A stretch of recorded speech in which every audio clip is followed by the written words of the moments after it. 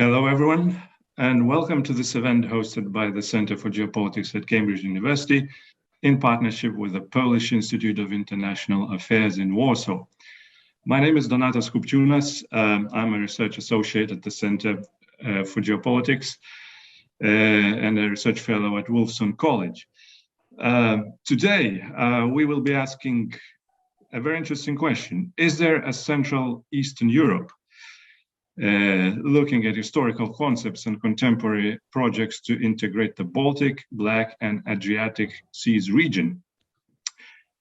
Now, this is a very interesting but a very broad question, which raises a whole host of other quite fundamental questions, such as, does it make sense to talk about the region of Central and Eastern Europe at all? And if so, what is that unites it, or what could potentially unite it? Is it necessary? Where does it start and where does it end? Is it a blast from the past and a revival of some historical schemes? Is it mostly about security, economics, shared culture, or even civilization? And do these regional initiatives complement or compete with each other? So these will be the sort of questions that we will be discussing today. Now, before I introduce our distinguished panelists, I now pass the floor to my colleague and co-organizer of this event, Dr. Przemysław Biskup, who joins us from the Polish Institute of International Affairs in Warsaw. Przemysław. Hello, everyone. I just wanted to introduce my institution.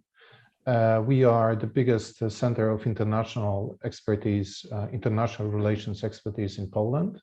We are a taxpayer-funded body, but not part of the government. And very importantly, what we do today in cooperation with the Center for Geopolitics of the University of Cambridge is, from our perspective, a part of a wider engagement with British public within the bilateral Polish-British dialogue that will be concluded this year with a major conference called Belvedere Forum. It is upcoming on July 7th and 8th in London at the Chatham House. We very strongly encourage everybody interested to look for information on the web pages of my institution and of the Chatham House for the program that will be announced soon. Thank you very much, and have a great discussion. So without any further ado, let me introduce to you our panel. Now you can see that here we have got three Poles from Poland, one Polish expert at Cambridge, and yours truly, who also sort of comes from somewhere in Kresy. So it might seem that this event is a bit Polonocentric, and I would encourage you to play a bit of a devil's advocate and to be provocative. So our first speaker is Dr. Kinga Dudzińska.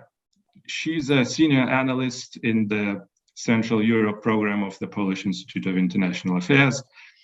Her main research focuses the Baltic Sea region and the Baltic and Nordic countries. She completed doctoral studies in political science at the Nicholas Copernicus University in Torun, and holds MA in political science from UMK in 2007 and MA in Baltic studies from Warsaw University in 2012. In 2011, she received a doctoral grant at the University of Tromsø in Norway. She also participated in scholarship and research programs in Lithuania, Latvia, and Estonia. Kinga is going to address our main question by focusing on the initiatives of cooperation in the northern part of what we imagine as Central and Eastern Europe. So Kinga, the floor is yours. Good afternoon. Thank you very much for invitation and for this initiative. And skipping very fast to the question about the regional cooperation identity in the Baltic region, actually, that's my focus. I would put 3 points here. First of all, I will focus on the identity of Baltic states itself according to Baltic Sea region and within the Baltic Sea region, and what does it mean for Baltic states. Next one, I will try to answer the question if the Baltic states feel themselves and define themselves as Eastern Europe countries, and what does it mean actually in practice for Poland and Baltic states cooperation, and to looking here for identities with the historical background, especially according to Poland-Lithuania relations.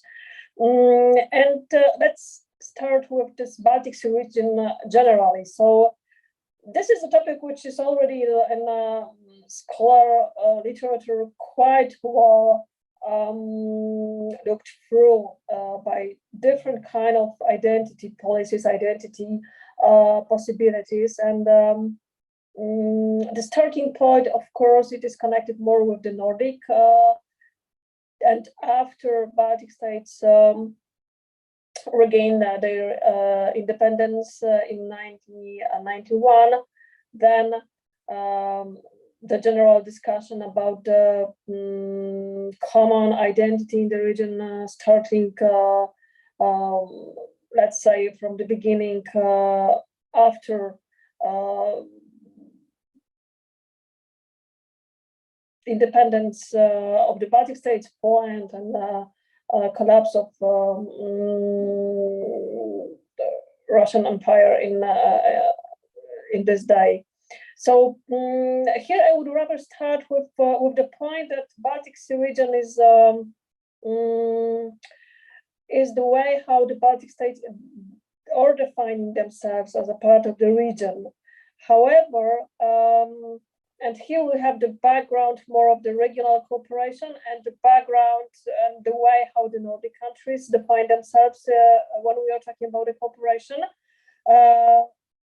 Here I will switch more to your second point, Donat, as you mentioned, the economic and some civilization dimension here. And this is for sure the one of through one Baltic states are defining themselves at the moment. And also here I will put the most important at the moment, and not only at the moment, point in the history of the Baltic states and Poland generally, but I will switch to Poland in 1 minute, as the security. The security issues is the most important, and the security issues is the most important at the moment, actually, the same. So if I would answer the question, what are determinants of this background of the identities of the Baltic states in the Baltic Sea region, it would be, first of all, security issues. The second one, economic issues, and generally speaking, the regional dimension in the sense how generally countries in the Baltic Sea region cooperate at the moment. Here we have the different kind of formula, different kind of forums in the Baltic Sea region. Let's put the most important to CBCC, so Council of the Baltic Sea States, and this is also the one of the biggest forums of cooperation in the Baltic Sea region at the moment. Let's put, if we try to put here also Poland's case, and what's interesting here that if we look at the Baltic and Nordic states, we can find generally in different kind of strategic documents, for example, foraging ministry defining the foraging policy, for example, a very important issue that those countries themselves defining their policies according to Baltic Sea. However, this is not the case of Poland. the Baltic Sea is one of dimension via which one Poland's foreign policy is defined. It's not necessary. So this is the one of elements of identity. However, I would not say that this is the most important. That's why I will end my short introduction with the quite common at the moment, especially Polish and Lithuanian identity and cooperation and the background of history. This is the most important, as we've got here very long history with.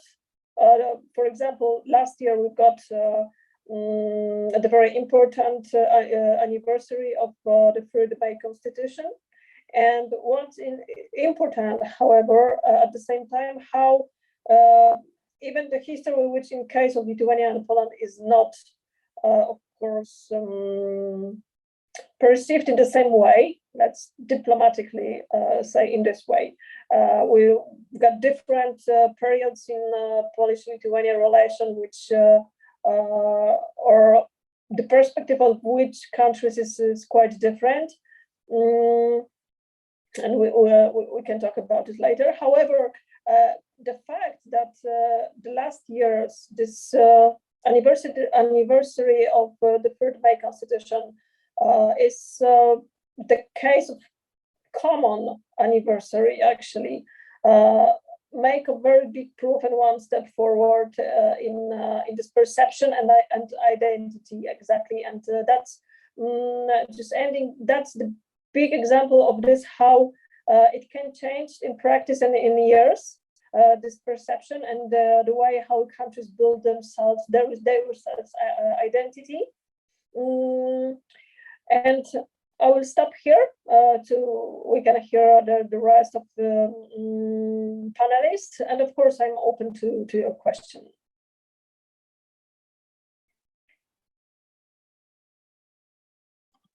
Thank you, Kinga. You raised some very important questions. Let's just go straight to our second panelist, Dr. Bartłomiej Zdaniuk. He's an associate professor at the University of Warsaw. He received his PhD at the University of Warsaw on electoral politics in 19th century France.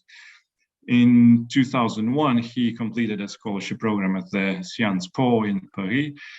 More recently, his research focused on the politics of Southeastern Europe, with special focus on Romanian and Moldovan politics in the context of state building and state consolidation.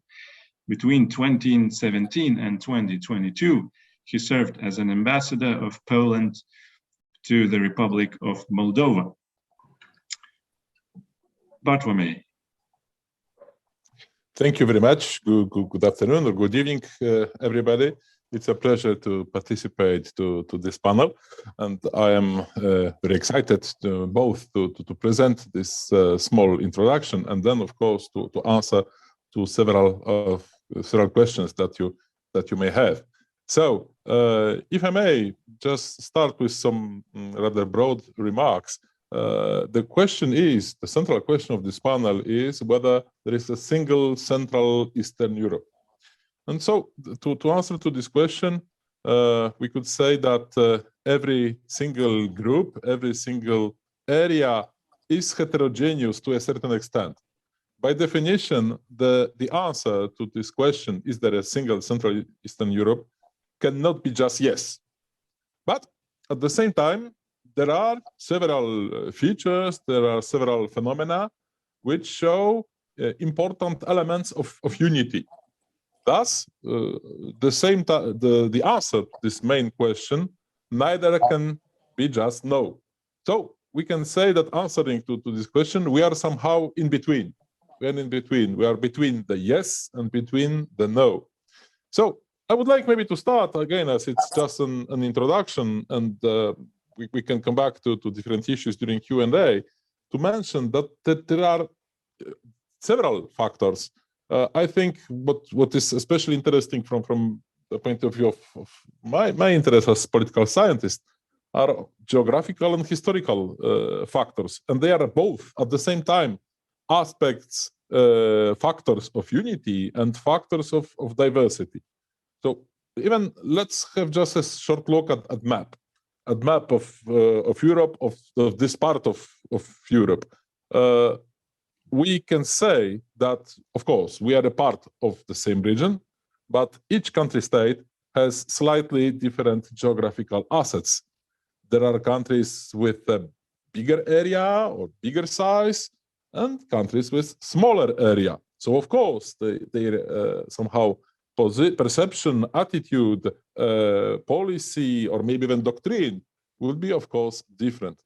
The landform of each country also is different. We have countries without mountains, and we have countries with mountains. And believe me, that there are different outcomes of this, both for when it comes to electoral attitudes of people, but also when it comes to foreign policy. Of course, that's completely out of the topic, but this is still the same question. What would be the shape of the United Kingdom if the UK would not be an island, but just a part of continental Europe? But of course, it is a rhetorical question. Then, a question, a factor, geographical one, but which will come back later when we will talk about history. What about your natural boundaries and your neighbors? What are you? Do you have natural boundaries or not? And do you have neighbors or not? Who are your neighbors? What are their attitudes? So it also shapes. It also shapes in a very significant manner your way of perceiving different things, different issues. Do you have natural resources? Which countries do have and do not have natural resources? What kind of natural resources? Do you have your own gas, your own coal, or maybe renewable energies? This is also an important element. So by definition, we cannot talk about a pure unity. Do you have this? That's another question. Just to finish this geographical aspect, what is your aspect? What is your access? Do you have any such an access to international transportation routes? Does your country have an access to the sea? And if yes, what kind of sea? And again, I come back to the title of this panel. So projects to integrate the Baltic, Black, and Adriatic Seas region. So again, the situation is completely different, whether you have an access to the Baltic, Adriatic, or to the Black Sea. And we see what is happening, especially now in Ukraine. And it will be crucial for Ukraine to keep an access to the Black Sea. And without such an access, it will be very complicated to keep an independent statehood. So there are, as I said, just to finish this first point, different even geographical or geopolitical factors that has to be taken into account. And this is normal that there cannot be a single Central and Eastern Europe. There can be different, but it's not to be blamed. It's just the pure consequence of the realities in the field. There are, of course, also historical factors of, at the same time, unity and diversity of this part of Europe. First of all, I would like to say, and this has to be emphasized, that there is a long tradition, a long history of cooperation and contacts. In Poland, as you said about a Polonocentric event. I don't know if yes, and even if, I don't know if it should be blamed. It's just the reality. Everyone is invited to take the floor and ask questions.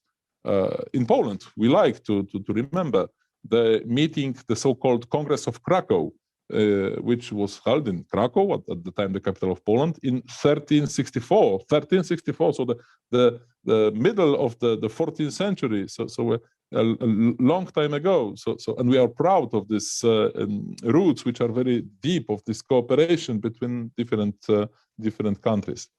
So this leads me also to ask, to put another aspect with this framework of understanding this part of Europe. How long is the history, and what was the history of your statehood? of the statehood of your country. Is your statehood a very long one or a very short one? What have you experienced during this statehood? And this will also have an impact on your attitude towards your toward different, I would say, international issues, your foreign policy, and so on and so forth. So this is an important, very important element. And again, you cannot understand Poland if you just somehow neglect the more than 2.5 centuries of our existence as a state. The same question is, what is the influence, what has been the influence of your different neighbors, of different countries, which all still do exist or used to exist in your neighborhood? And of course, it is not possible to understand this part of the world without taking into consideration the influence of different empires that used to exist. And here I mention, especially, you told that I should focus more on the southern part of this region. So here in this part, certainly the influence of both, excuse me, Austrian or Austro-Hungarian Empire is to be mentioned on the one hand, and on the other hand, the influence of the Ottoman Empire.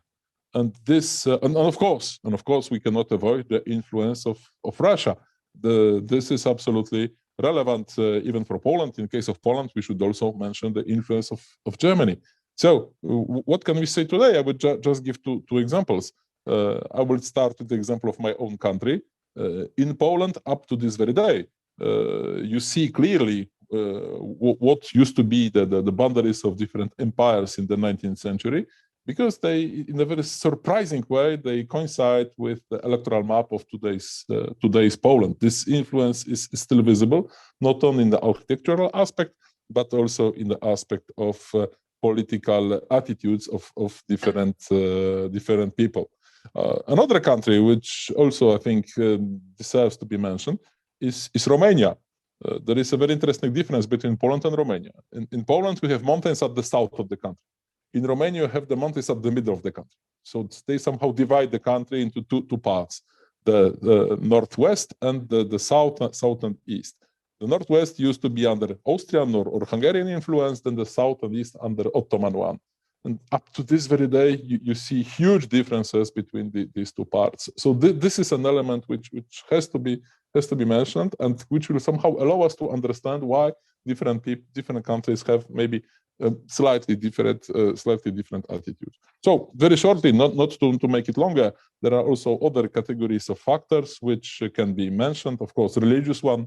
There are countries with a Catholic tradition, with Orthodox tradition, maybe to a lesser extent in this part of Europe with a Protestant one, but mainly Catholic and Orthodox.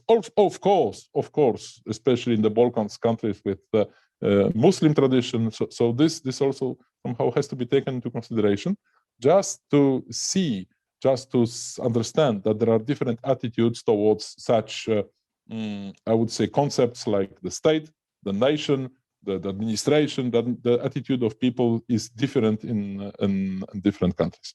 Of course, also an element which is important to be mentioned is the fact that there are different bilateral issues between different countries in this part of Europe, which of course, in the majority of cases are the result of different historical challenges. Just to give some example, and the list is not exhaustive at all, it's just a beginning maybe of an interesting discussion. I would say different historical challenges which are still present in the relations between Hungary and its different neighbors, and I mean here Slovakia, Romania, or Ukraine. For Ukraine, it's the same. There is an interesting difference between a more intensive relation with Poland, and even before the outbreak of the war. By the way, how should we call this war? Maybe the Z war. That's a good question. I have no idea about that. So rather more intensive relation, and maybe I would not want to say less intensive, but maybe to a certain extent less intensive relation between Ukraine and Romania. This comparison is also very, very interesting. Romania also different relations between Hungary and of course with the Republic of Moldova. They are completely different. So there are the different bilateral challenges which come both from history, but also from different present times. So it is important also to take this mosaic of different, I would say, countries into consideration. By the way, we could ask a question about the output, the consequence of the war that we are seeing at this very moment. Will this war generate some genuine and irreversible changes in relations between states or not? To talk about different formats that, as I would say, even very recently diplomats, I cannot forget about different formats that are existing in this part of Europe. And just to mention very briefly that these formats are used for different purposes. They are suitable for different purposes. And here we can say that, for instance, for the cooperation within the European Union, it seems that the V4 format, the Visegrad Group format, seems to be maybe if not the most relevant, at least one of the very important formats which are used. But the V4 format maybe is less suitable for NATO cooperation. And in the case of NATO cooperation, we can rather mention the B9 group, the group of 9 countries of Bucharest. So with all this what has been said, and to come to the conclusion, does it mean, am I arguing that the diversity is somehow more important, is overshadowing the unity of this part of Europe? The answer is no. I think that there is one very important element of unity in this part of Europe, which must not be forgotten. Despite all different, I would say, historical backgrounds, attitudes, influences, and so on and so forth, there is one element which is, I think, absolutely clear and common for all these countries, or if not for an important part of these countries, an important part of the populations. As we have all passed through a history of influence of big empires, so there is a will, a very important commitment to keep our freedom and to avoid any new dominance of any empire. This is kind of reluctance to any dominant empire. This is what we do not want to have. And maybe I don't know. This is a question for further investigation, further debate. Maybe this is namely the one of the most important factors of unity. Why we want to collaborate? Maybe to I would say defend different interests, different points of view, which somehow maybe time to time are neglected or disregarded by some important players. Would it be on the West or would it be on the East? But of course, it is only a beginning of, it's a question, and I am looking forward to having a very interesting discussion. Thank you so much. Thank you, Bartłomiej. This was great. Our final panelist is our very own Stanley Bill. Stanley is a director of the Slavonic Studies section at the Faculty of Modern and Medieval Languages here at Cambridge, and chair of the Cambridge Committee for Russian and East European Studies. Before coming to Cambridge, Stanley worked at the Jagiellonian University in Krakow. Stanley works on 20th century Polish literature and culture and on contemporary political discourse in Poland.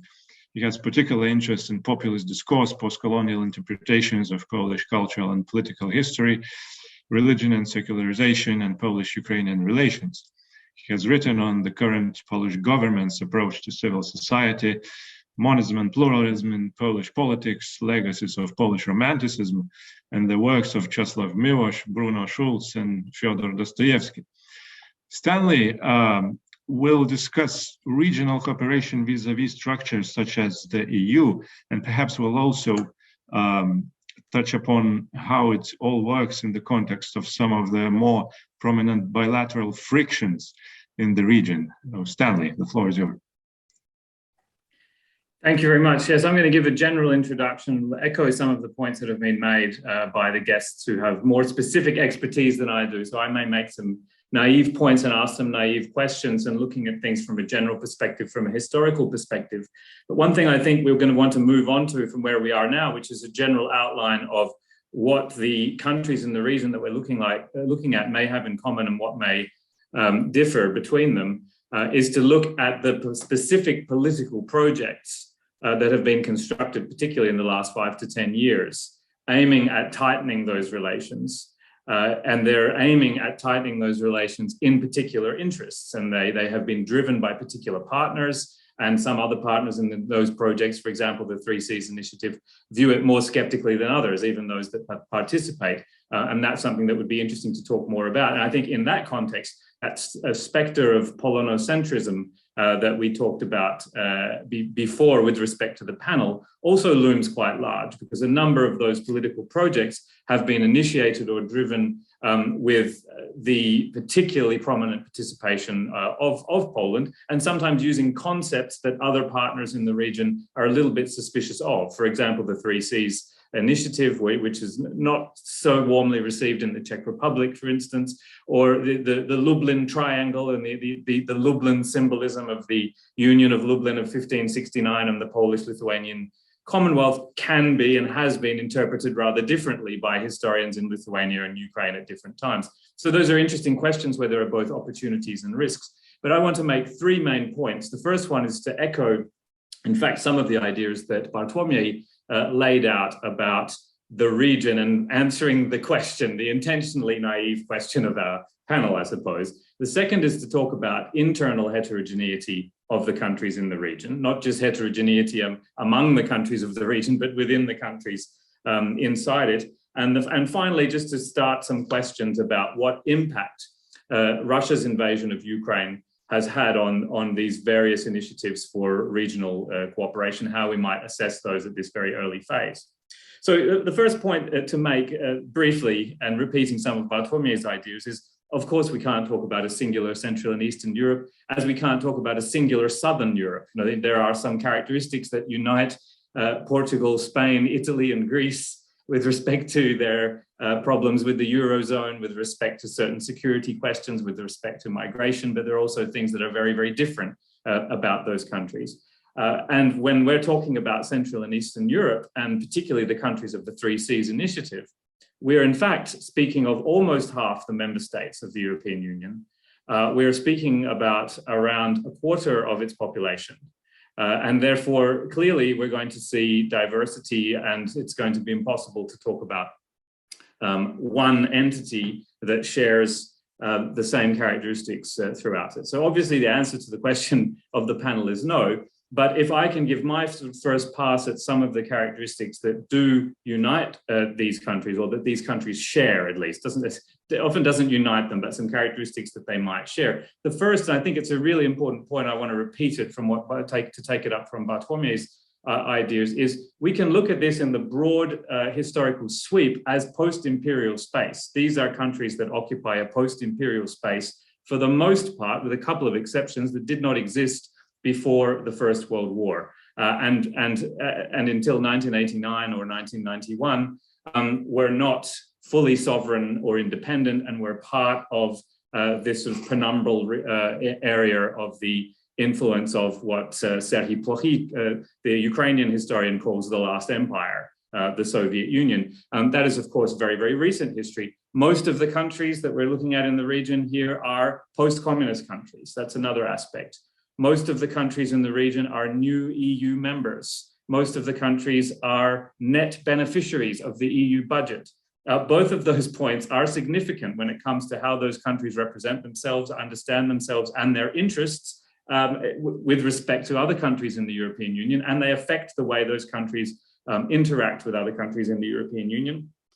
They are, for the most part, and Poland, of course, is the main exception here, relatively small countries. With respect to population, and therefore relatively small in their influence between the European Union and within the body in the bodies of the European Union. And that means, as Bartłomiej suggested, that there is a certain concern with protecting their influence within that body, in which it feels like they could be drowned out or overwhelmed by the larger countries. And by the way, that same problem reproduces itself within some of the political initiatives to unite the region with respect to how Poland might be viewed sometimes, right, in some contexts, and Poland's role in driving these initiatives, because it's the big country that from some of the smaller countries' point of view might be seen to be drowning out their voices. So there's a determination to ensure their voices are heard. And I was very interested to see a couple of days ago, a new document in response to some of the most recent discussions in the European Union about possible change to the treaties to get rid of the veto in questions of foreign policy, which was opposed in a non-paper, which was driven by Denmark, in fact. Sweden and Malta were also on the list, but of the 12 countries that signed up, most of them were in the region that we're talking about, in Central and Eastern Europe, because the idea of unanimity is very, very important to the smaller countries in this region to ensure that their voice continues to count in the European institutions. So those are just a few starting points. But as I said, I think we really need to move on to talk a bit about the political projects that are attempting to strengthen the unity in the region in various different ways: economy, security, politics, within EU politics as well. So the second point I wanted to make briefly was about the internal heterogeneity of these countries. So very often there's a tendency to not just make blanket statements about Central and Eastern Europe, and very often completely false blanket statements, for example, about Euroscepticism when support for the European Union is very high. In a lot of the countries in the region we're talking about, extremely high in Poland, much lower in the Czech Republic though. So again, we look at that diversity. But we have a tendency to think about particular interests of those countries that are in some way permanent, that are in fact temporary and political and related to the process of democratic processes of party politics in those countries. And this would include, to some degree, one of the points that Bartłomiej raised about the importance of freedom or national sovereignty in this region. Now that I would agree is to some extent true, but it is perceived in very different ways. So for instance, the way Poland and Hungary perceive their national sovereignty right now, and the way they project that perception, and the way they fight for that perception, or what they understand as their autonomy and sovereignty against institutions of the European Union in various cases, is a product of particular political parties and a particular moment, therefore, in the democratic process within those countries. It's not a view that's shared by all actors within Polish and Hungarian politics. So if Orbán had lost the elections, which he recently won, then we may well have seen a very different Hungary in the way it understood its interests, or the way it presented its interests in Europe. Similarly, if PiS loses the next parliamentary elections, which are scheduled for 2023 in Poland, which is possible, it's also possible that they will win, then we would expect to see a very different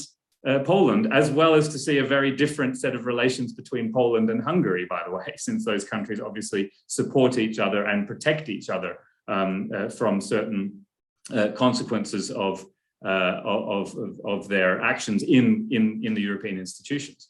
So that's very important to note. And similarly, we now see a different Slovenia after the most recent elections in its posture than we did before those elections. We saw Slovakia change, albeit in a different way and with many caveats, in 2019 and 2020. So there are very different views within many of the countries in this region of what their interests are in Europe and how they should relate to other countries, not just in their region, but within Europe. So for instance, the opposition in Poland has tended to be much more the current opposition, the liberal centrist opposition that's being led by Donald Tusk again at this time. It has tended to be more skeptical, not dismissive though, but more skeptical of ideas like the Three Seas initiative, for instance. So that's very important to note, is the internal heterogeneity of the countries within the region. That's something that we can perhaps discuss further. However, just to conclude that point, we should also note that there are certain issues that unify the political scene in at least some of those countries. And for instance, in Poland, that is clearly the question of security, the attitude towards Ukraine's independence, and the attitude towards Russia more generally, certainly now, though there have been some differences in the past.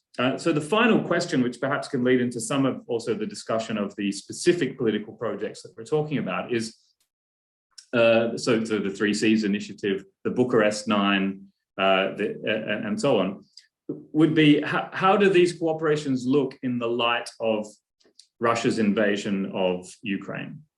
So some of the individual countries have been working hard to punch above their weight in this moment and have an opportunity in some ways to be listened to more than they have in the past. Poland is one of those countries. The Polish government is working hard to convince allies of the need for stronger sanctions, of the need to support Ukraine. And the Prime Minister has been in all kinds of discussions, some of them with countries that Poland and under this government hasn't seen eye to eye with at all in the past. So there was a very interesting conversation I saw between the Prime Ministers of Poland and the Netherlands, for instance, in which the Polish Prime Minister was trying to convince the Dutch Prime Minister to the Polish point of view. I think that's a new quantity and an interesting moment for Poland's position in Europe, this clear aspiration to lead and working hard to do that.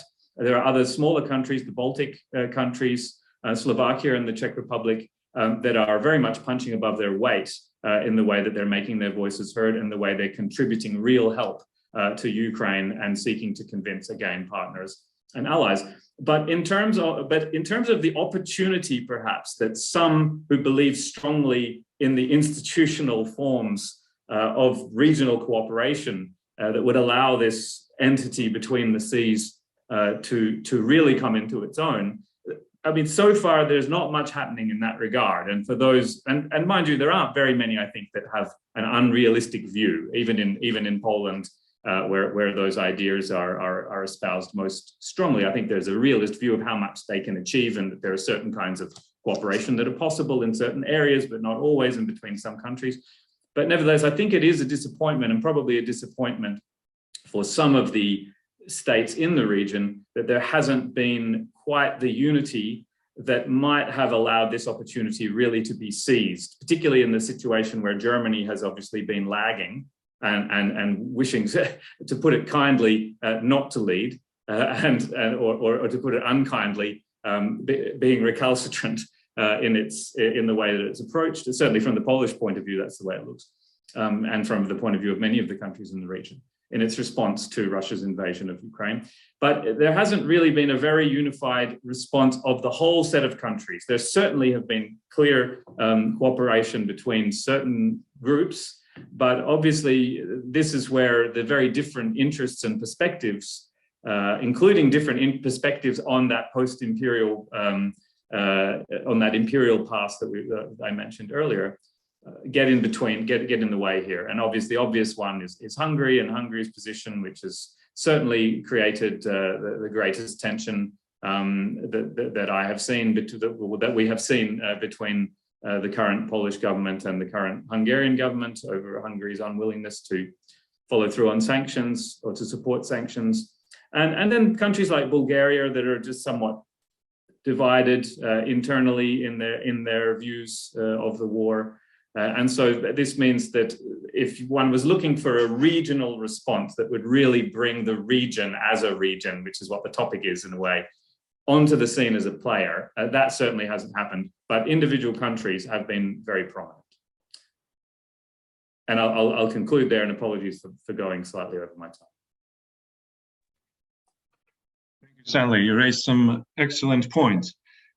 Now, perhaps let's start with a conceptual question. Could we say that could these regional initiatives be seen as an attempt to resist supranationalism of the EU, a sort of a club of right-wing club of nationalisms, as a sort of a pushback against projects such as EU's federalism? You could raise your virtual hand, or you could just pop in.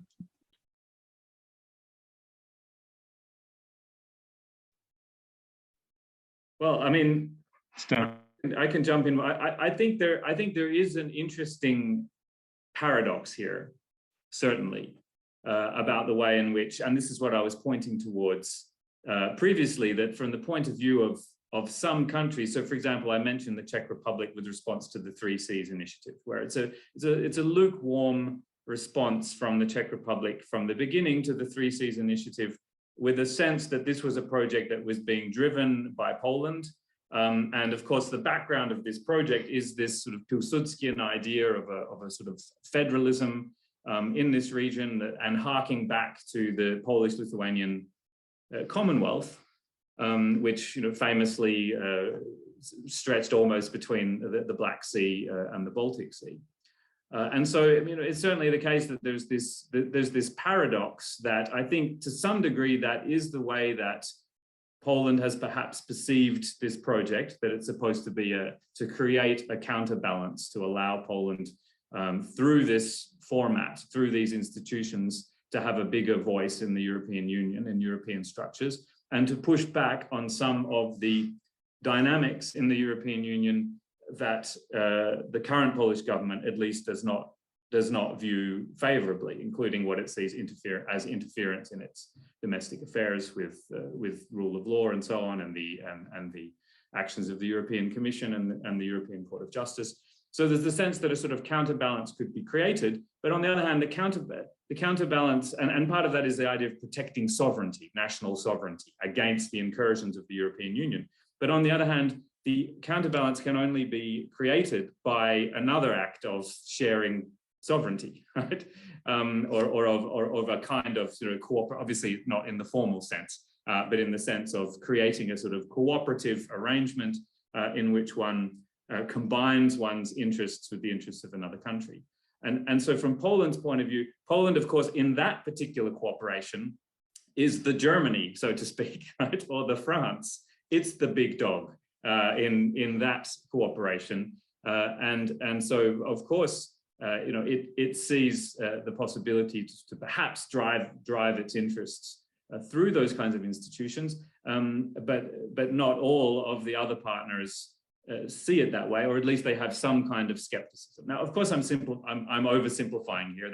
I'm not saying that this is the only way in which Poland or the Polish partners have looked at this. There's also this very big sort of economic dimension, which is just about increasing north-south connectivity, as it's described, and creating infrastructure that doesn't exist at the moment, running essentially from the Baltic Sea all the way down to the Adriatic. So those kinds of questions are separate, but you're asking a conceptual question, and I think that there is certainly an interesting paradox here about what is being attempted with an initiative like the Three Seas.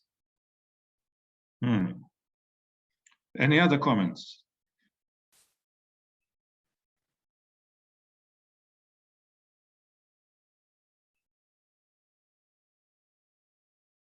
So then my other question would be, so why would anyone trust Poland to lead any of those initiatives? I mean, considering especially what's been going on in the last decade or so with the whole drift towards a more nationalist vision of the country's future. If I may, because to answer to this question, I start asking myself, what is the title of the panel? Are we talking about a single Central Eastern Europe, or is it a kind of tribunal where Poland is the suspected one and has to defend itself and is being accused of everything and has to show that actually it is not? Let me remind you, ladies and gentlemen, that there is an elephant in the room. And this elephant was present already, but started to make noise, and not only noise, on February 24th, 2022. So I think this is the reality in which maybe we should focus on. When we come to Poland, I am not entitled to speak on behalf of anybody. I can speak only on behalf of myself. I think here again, it's that long, continuous historical tradition which shows that the position of Poland is genuine and sincere. Is genuine and sincere. How many times it was repeated by different political actors? Do not build the Nord Stream 2 gas pipeline. Do not build the Nord Stream 1 and then Nord Stream 2. How many times it was repeated? Very often the reaction was, you have an exaggerated attitude, you are too sensitive. Okay, now these people who were somehow neglecting or disregarding different warnings that were expressed several times by Poland, maybe now they should go to Bucha or to Irpień or to Mariupol and then talk about who is too sensitive and who is not. I would like to quote one person, who unfortunately has passed away already and who I think could hardly be considered as a person connected to the actual majority in Poland. I would like to quote Bronisław Geremek. Bronisław Geremek, an important Polish politician, also former Minister of Foreign Affairs, and when he was also accused of being too sensitive and thinking only in categories of stereotypes, his answer, a very good one, was, we don't have stereotypes, we just have experience. We just have experience of what we have passed, starting from, if not even the terrible, at least starting from Catherine II. And I think what is very interesting and what is the perception of different people, different persons in Poland, is that what we are seeing on our TV screens is mutatis mutandis the same that we had been experiencing between, I would say, Catherine II up to 1918 or even up to 1920, with a short break. Then again, since the Ribbentrop-Molotov Pact and Katyn and the communist period until 1989. And we have the impression that the methods are somehow the same, that there is an occupation of territory, that there is elimination, first of all, of the elite which is or executed or deported. That we still have starting from the Potiomkin villages, we have the same discrepancy between what is said in propaganda and what we see. So I don't know what Poland could do more to show, and of course, not even talking about the reaction of Poland when welcoming, accommodating so many people coming from Ukraine. I would somehow, to answer to your question, Donatas, I would allow me to reformulate it. Show me one argument which could say that the attitude of Poland is not sincere, is not genuine, and is just not the most reasonable in this situation. Thank you. Thanks, Bartlomiej. Of course, yeah, I agree with you completely that Polish interests are totally transparent when it comes to Russia and to the Russo-Ukrainian war. That's but I was talking more about, of course, the whole constitutional crisis in terms of EU frictions with the EU and so on and so forth. So here we have a bit of a friction there. But perhaps let's now turn a little bit to history.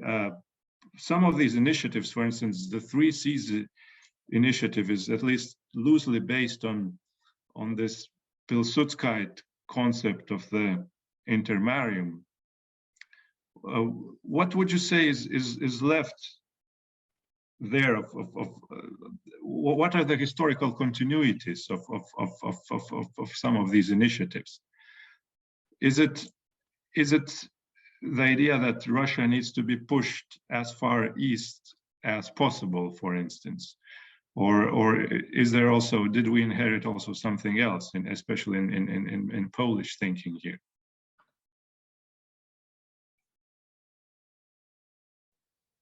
Is this question asked to anyone in particular? Everyone could just jump in. Yeah. Sorry for monopolizing the floor. No, go on. I will try to be short this time. And I am not sure we should only focus on Piłsudski, although by the way, today, May the 12th is a double anniversary.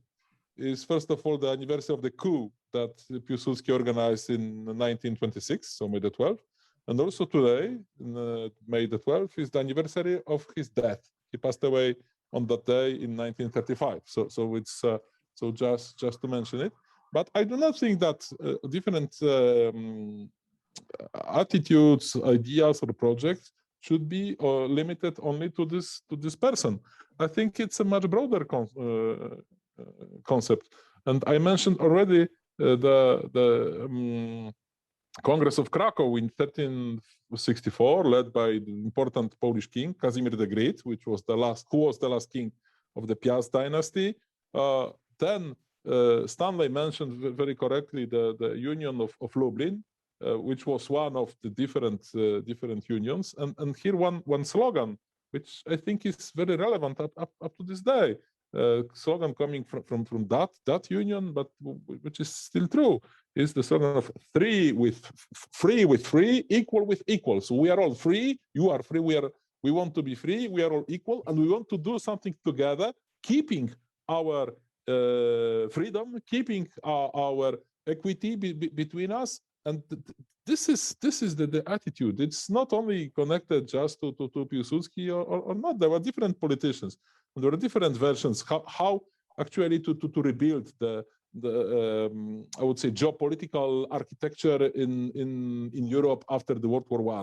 And of course, Versailles came after this, and the reality in this part of Europe, and the war with Soviet Russia, and the fact that Poland, and it also has to be said, saved the European civilization.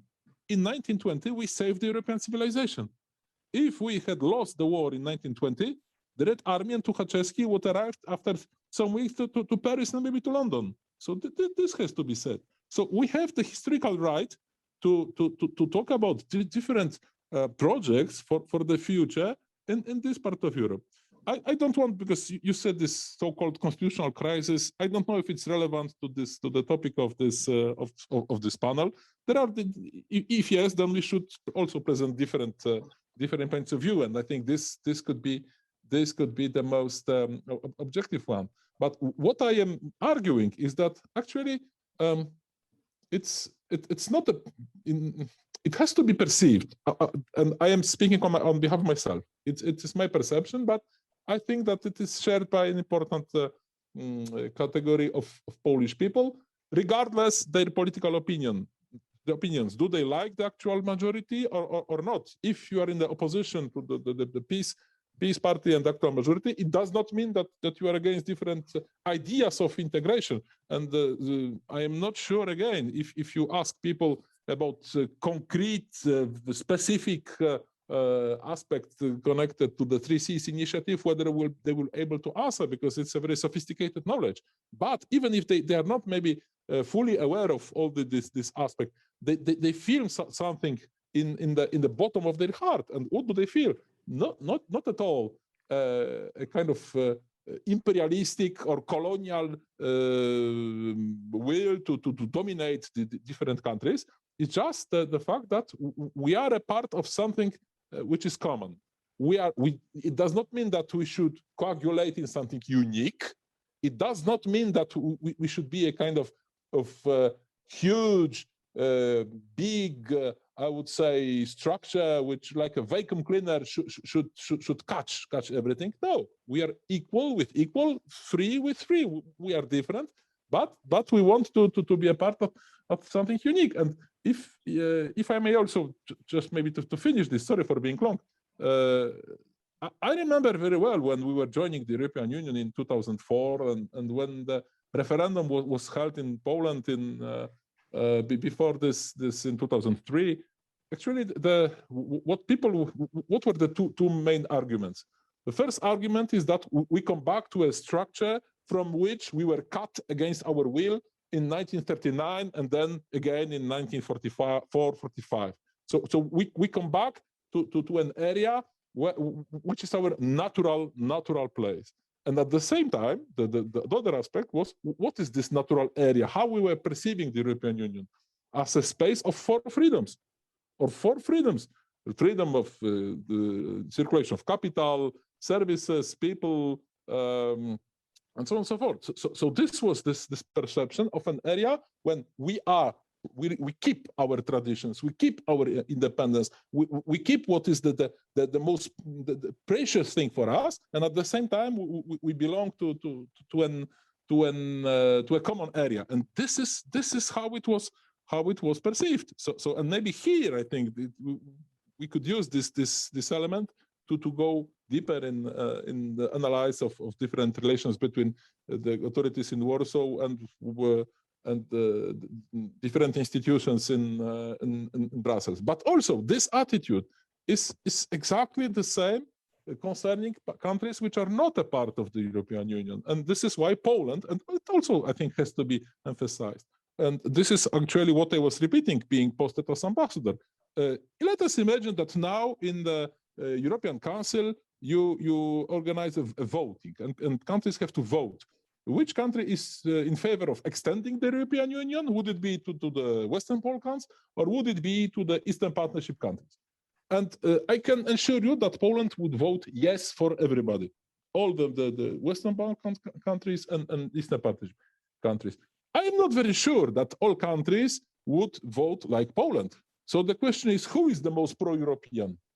Who is the most open? Who is the most, I would say, in favor of creating a common space? So I think these issues are, these elements are absolutely clear. And here I am pleased to see that there is no political, I would say, cleavage in Poland. There are no differences when it comes to the need of being together with our different partners.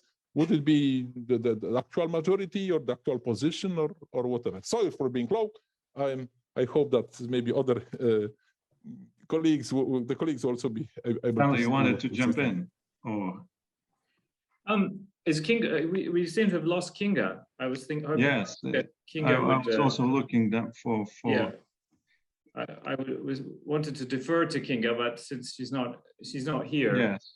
I mean, I would agree with Bartłomiej that I don't think going back to the Pilsudskian moment is particularly helpful or particularly relevant. I think the situation is really so different today. The fact, first of all, that all of the countries that are in the Three Seas Initiative are members of the European Union, and I believe all also members of NATO. Can you confirm that? Or most, maybe not all, but most are members of NATO.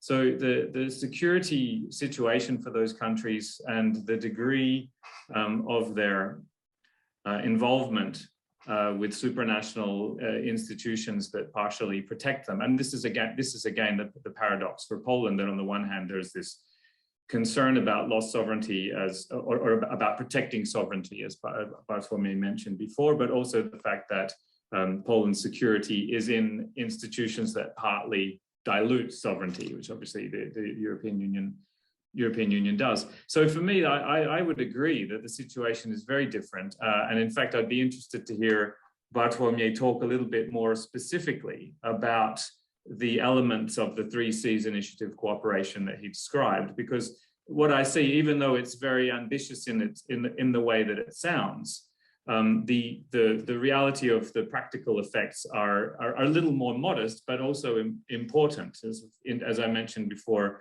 infrastructural developments and different kinds of economic cooperation, but also in that way attracting foreign direct investment in the region from other partners. So that's why, in fact, there's an event that happened today all day in the Guildhall in London, which was around the Three Seas Initiative, and it was very much couched as an event for business and for representatives of business in the UK to attend, and as a place where business opportunities would be presented. So that dimension of these projects is very different from the grand vision, or the way in which perhaps we're couching it in the way this event was formulated in the geopolitical sense. But nevertheless, obviously that comes into the way that some of the countries view this cooperation as well, and the security aspect is very, very important. But that's where I think the fact that some of these ideas, the Three Seas Initiative is one. Even the name of it, it seemed to refer to that Polish tradition, as Donatas points out, and also as Bartłomiej reflects as well in some of the ideas that he presents.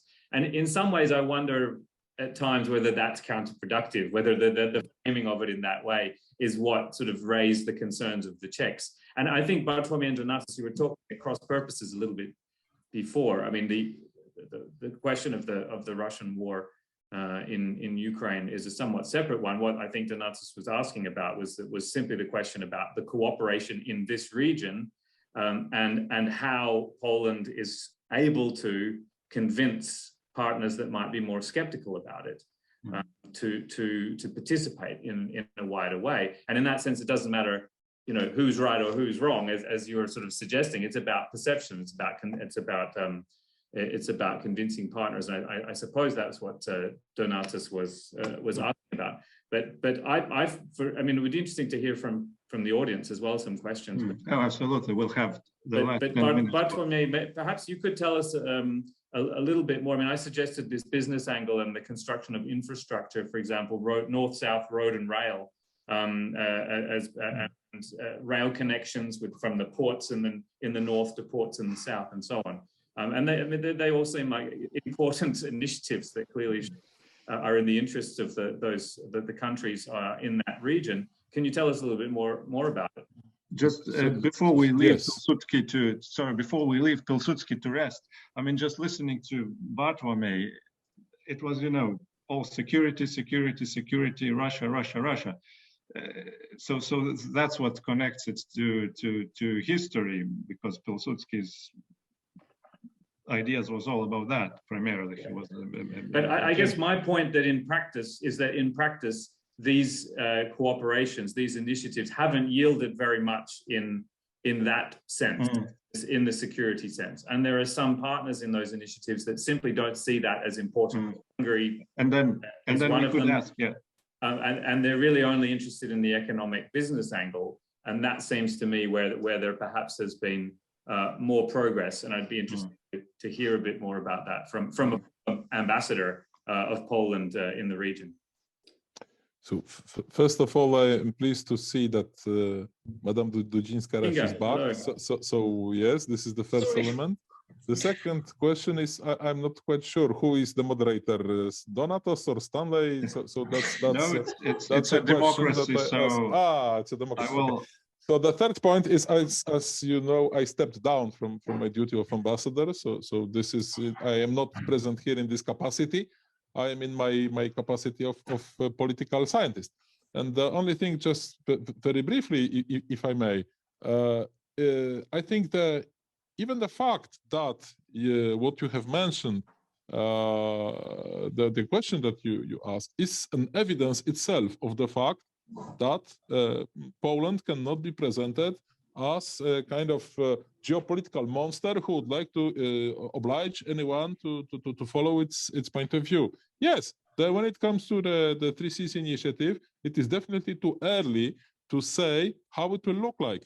Is there any clear, I would say, sophisticated and defined already pattern of the future of this structure?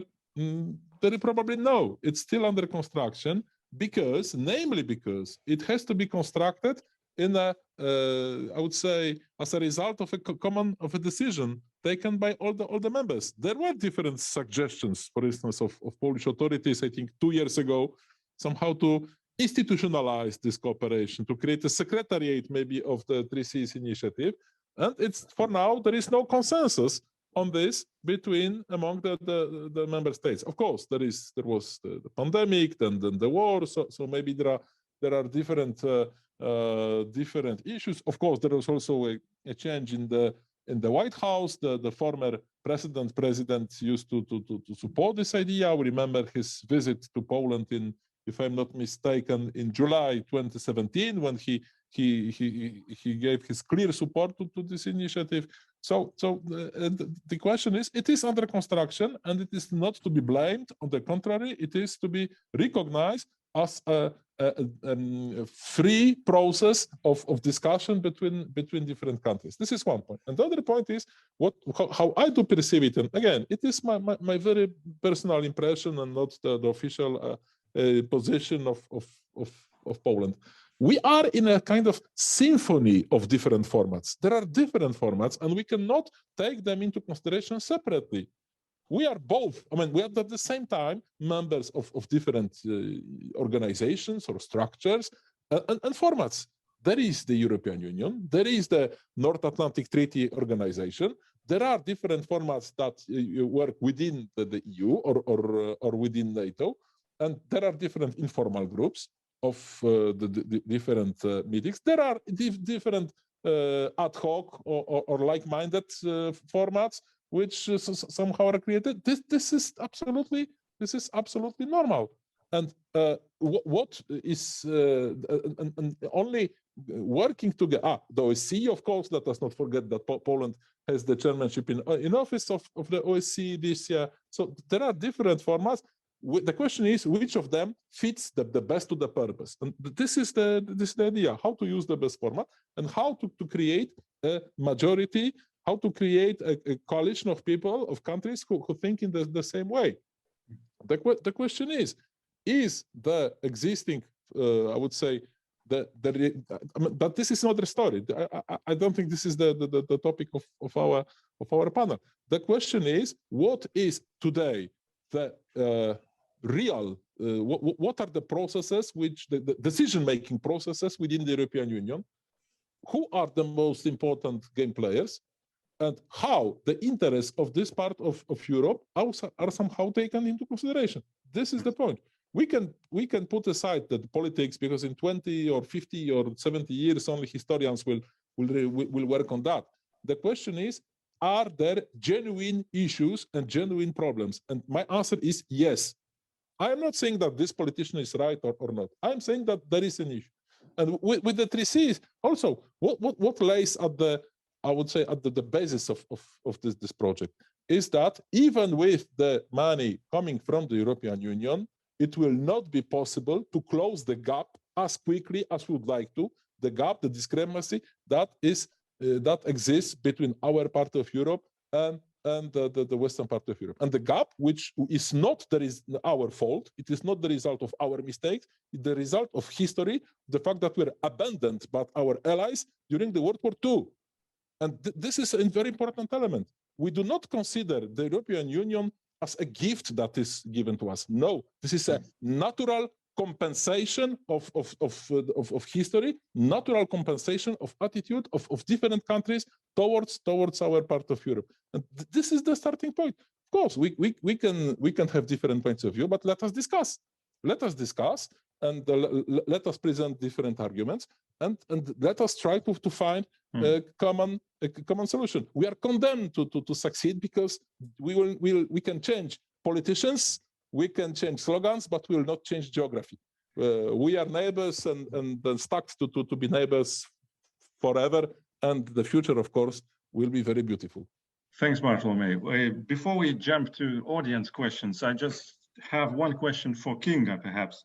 So while you were away, we were discussing security when talking about these issues. At least that was my impression. You know, this 1,000 years of history of basically wrestling Russia, which is still relevant, obviously, today.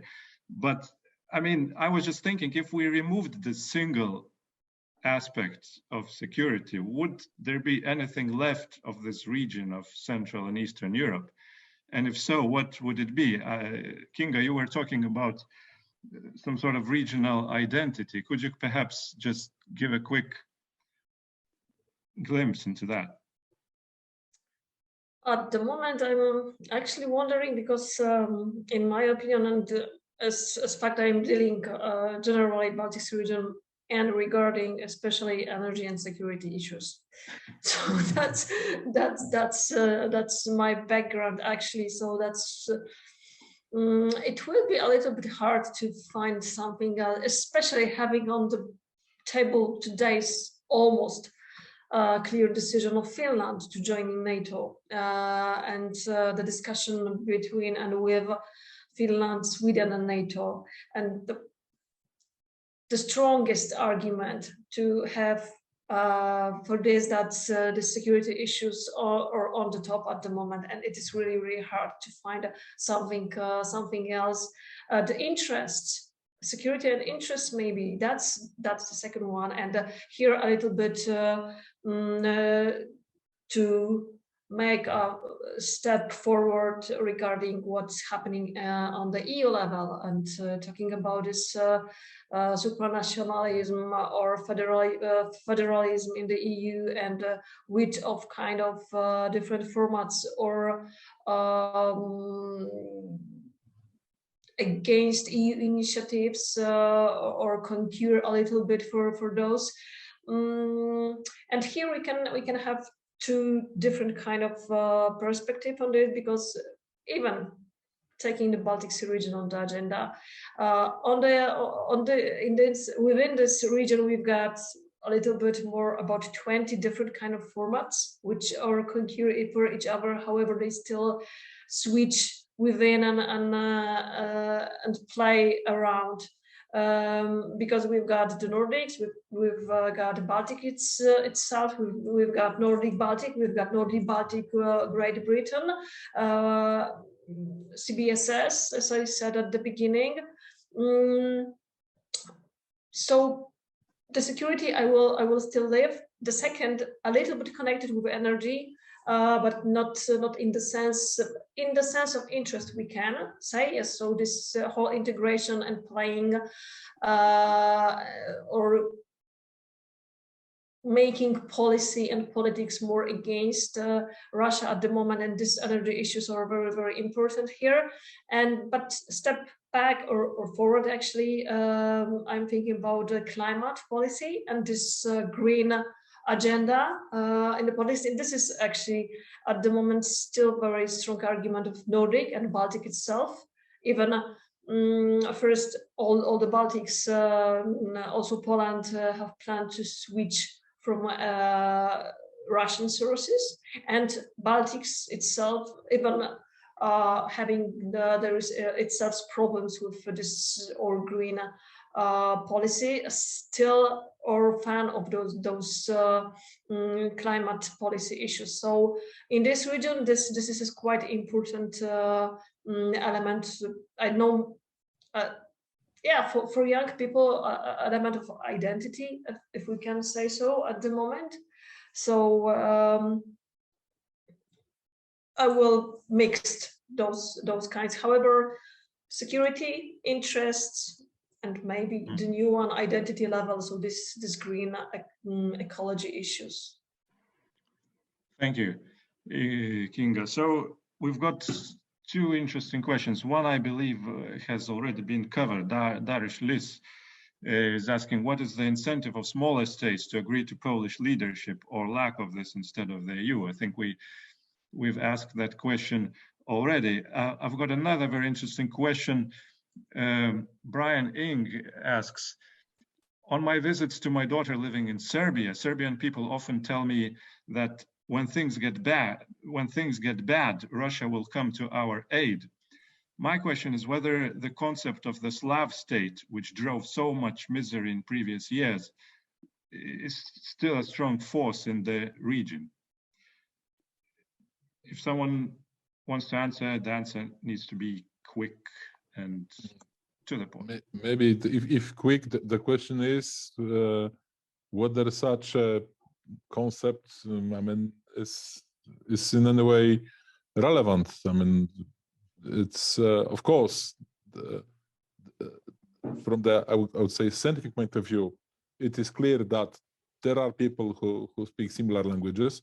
It's not a surprise that there are languages which are similar to each other, which of course is nice when you travel to countries when the language is similar. You can somehow make yourself understood in an easier way. But does it mean that we are a part of something common, or that, I mean, that we are a part of a unique structure? And I think not. I think this is somehow maybe the argument repeated very often in the mass media coming from Moscow, that there is a Slavic world and we are a part of Slavic world. No, of course, there are common elements when it comes to the language. We want to live together in peace and harmony, and to work well with everybody. But there is no, I would say, political immediate political consequence of that. So yes, and the case of the country that you have mentioned is again is different, and we can come back to the different factors that I have mentioned at the beginning. The geography is different, historical tradition is different, religious tradition is different. So yes, this country was not a part of the Soviet. I would say was not under Soviet influence. Yugoslavia, and Serbia was a part of Yugoslavia, managed to be an independent country, and although a communist one, but a different one. It is absolutely complicated to difficult to say that there is a kind of unity from that perspective. More than that, there are countries who speak this very same language, and are they one big nation? Is Latin America one big country, although the big majority does speak the same Spanish one? Thank you, Bartlomiej. The final question from me, I don't know if you've heard, Alexei Arestovich, I believe he's an official spokesman for Zelensky now. He recently said that the idea of Lithuanian, Polish, Belarusian, and Ukrainian sort of battle bloc should be revived and should be a thing in the future. Just really quickly, in 3-4 sentences, do you think that's doable and necessary? Am I supposed to Sure, speak again? sorry. I think Madame Dudzinska-Raś also is, or maybe more than me, somehow empowered to answer to this. I would say like this. It is clear that especially the actual constellation leads to a very important increase of the relation between Poland and Ukraine. That's for sure.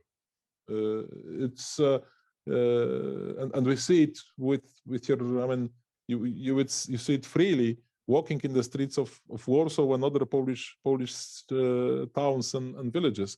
We have accommodated more than 3 million people, and the majority of them are people who up to now were not traveling too often to Poland. Many of them come from central and west and eastern part of Ukraine, and some of them, yes, some of them time to time, but not so often. And we see people who came to Poland and who immediately were granted with a resident permit. The only condition, they had to pass the border legally. Yes, and this is an important part. All these refugees, they had to pass the clearance at the border in the legal way, and they did. And all those people, they got the residence permit, they got the possibility to work without any working permit, and already more than 100,000 people find a job in Poland. Some, I think, more than 200,000 people of children were accepted to Polish schools. So, and this is a very important element, and it will, I hope, it will have a tangible input on the or output or consequence on the future of our relations. And it is clear that also this is the best answer to the question of solidarity. I think if we want to speak about Poland, we must not forget this word solidarity, which does not only refer to a trade union created in 1980, but rather an attitude of Poland towards its enemies. There was a question why smaller countries should trust Poland. first of all, the question is whether you want to have a leadership. I'm not sure that it's a question of leadership, of being a kind of dominator in this part of Europe. But I think that the biggest argument for our credibility is our history. Show me nations. I mean, just make the comparison maybe with I'm very sorry, Bartolomei, we've got just 2 minutes. 2 minutes left. Very shortly. So yeah, yes, thank you. So on the one hand, yes, there will be probably an increase, I think, cooperation. But also, what we can say, different formats. I mean, all the formats are not forever. There is an evolution, permanent evolution, and modification of formats. So it's always about some kinds of balance or equilibrium. No force will ever be able somehow to impose its point of view. So I rather believe that there is going to be an evolution, an evolution for the good of everybody. This is at least my impression. Thank you. Thank you very much. I'm afraid this is all we have time for this evening. Many thanks and virtual applause to our three panelists. I think we had a really interesting discussion that could potentially be continued in other formats. Thanks to Przemysław Biskup at PISM for their cooperation.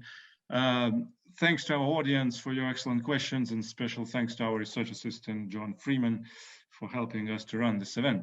If you enjoyed this discussion, please do follow us on social media and check back on our website to stay updated with our work.